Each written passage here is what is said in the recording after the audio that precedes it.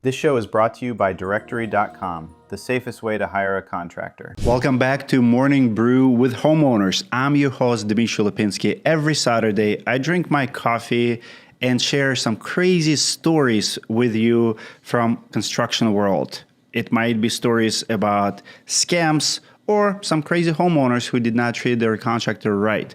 I always bring amazing contractors in the studio with me.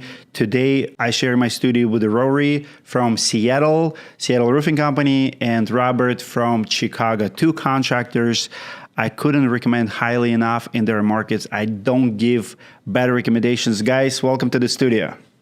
Hey, thanks for having me. Appreciate it. Absolutely. So we have 4 stories today, and the first one comes from Arizona. This one is not a nice one because these people lost a lot. A couple in Tucson says their dream of building 2 custom homes turned into a disaster after hiring a contractor who took their money and left both projects unfinished. Now they're suing and trying to stop him from wiping the debt away in bankruptcy.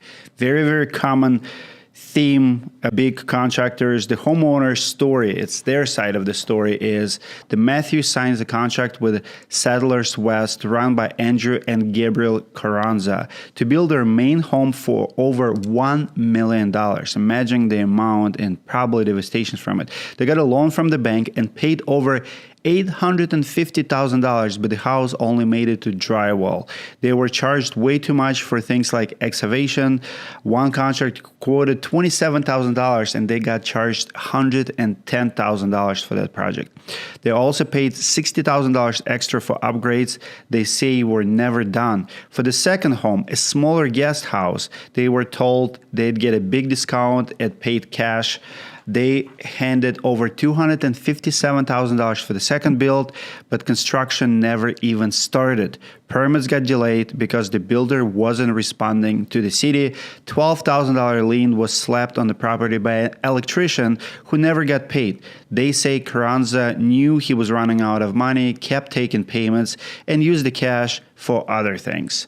So where we stand today on this story is Settlers West filed bankruptcy in December 2023, just after collecting the last payments from the Matthews.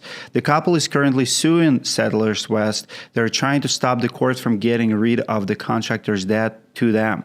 The case is ongoing. The Matthews say it'll cost them another $400,000 to finish what was started. Arizona Register of Contracts got 18 complaints against Settlers West before finally revoking their license in 2024.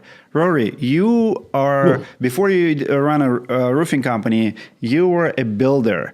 How common is this story? Exponentially common. You hear cases or situations more than not. I mean, it's especially here in Washington, because there's not enough oversight for acumen or qualification. If you have the money, and you're bondable, you can get a contractor's license. The taxes are extremely high, and there's a lot of government oversight with L&I premiums and things, but there's not. And that's sad. There should be a lot more. And then there's no regulation like California. I believe there's a minimum of a deposit you can 10%. State of Washington, you can get paid 100% up front. 50% is common. And of course, cash flow is important, but I agree to the former. For this reason. Because there's a lot of challenges. We lose money as contractors sometimes, and you got to accept that and learn from it. Instead of misallocating up front on liquidity that's not yours, profit that wasn't realized. So we hear it. I hear it a lot. Anything to protect the homeowner, because when I think about building a house, there are a lot of permits. You have to get a lot, right? So like city or local government, do they help make homeowners whole? Like here in Minneapolis, Minnesota, we do have fund that in case of contractor goes out of business, they'll step in, you can file a claim against. Anything like that in Seattle you know of? Well, the state of Washington holds a surety bond of $30,000 now is what they require there. But one of the biggest safeguards would be a lot of like home improvement loans will send out an inspector, to qualify that portion before they release that amount. And so up front, the homeowner, if they have to capitalize the job, buy materials and those type of things, they're using their own funds, bridging to where that the bank is going to pay back that liquidity. And I like that method as well. So you'll see signed off by the city permitting will be part of the qualification to get the next brick of money. So those are the two first layers. Robert, how common these stories in Chicago area? Chicago is a big market, lots of builders. How often do you hear something like this? It's unfortunate. It happens all the time. I mean, legit contractors should be structuring payments around clear milestones, and drywall should never be 85% of the budget. And I agree with the last comment is if you've never built a home and you have no clear framework for how to build it, it's best to get a loan, even if you have the cash, because at the end of the day, the bank is not willing to lose their money that they're putting into it. They're going to structure the loan based on those milestones to ensure that they get their money back. Because I had a home across the street from me that foreclosed, and the bank gave out a loan. But at the end of the day, the bank made money on the house when it foreclosed, only because they protected their asset. And so if you've never done it before, highly recommend getting a bank involved, even if you don't need the money. And this one is hard because even if you put a lien on a property as a subcontractor, as a vendor, as a supplier, the house have never been built. There's no value. It could be $1 million project, but the house might only worth $500,000. So even if it did get sold, some people might get paid, definitely not the homeowner. So homeowner here is the biggest loser, it looks like. Right. I want to address this. This is how I look at this. And this is for the homeowners who are listening to the show thinking, how can I protect myself? Well, a lot of contractors blame cash flow issues, and that's why they ask for deposits. That's why they say we're not going to start the job until you pay us, and that's why you have to make progress payments, and you never ever want to overpay your contractor. And if it seems like your contractor is asking for more money than it costs, like in your estimate, I mean in this case, $27,000 excavation, you've been getting quotes, and they get charged $110,000. So it seems to me that they were asking way too much money. You need guys to understand this, my dear homeowners. When a contractor has a cash flow issues, the problem is not really with the cash flow. The problem is deeper. The problem is with the business model.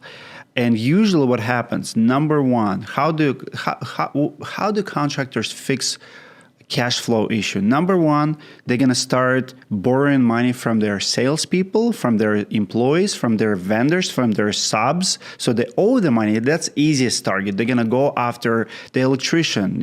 I'm not going to pay this guy. I'm not going to pay this guy.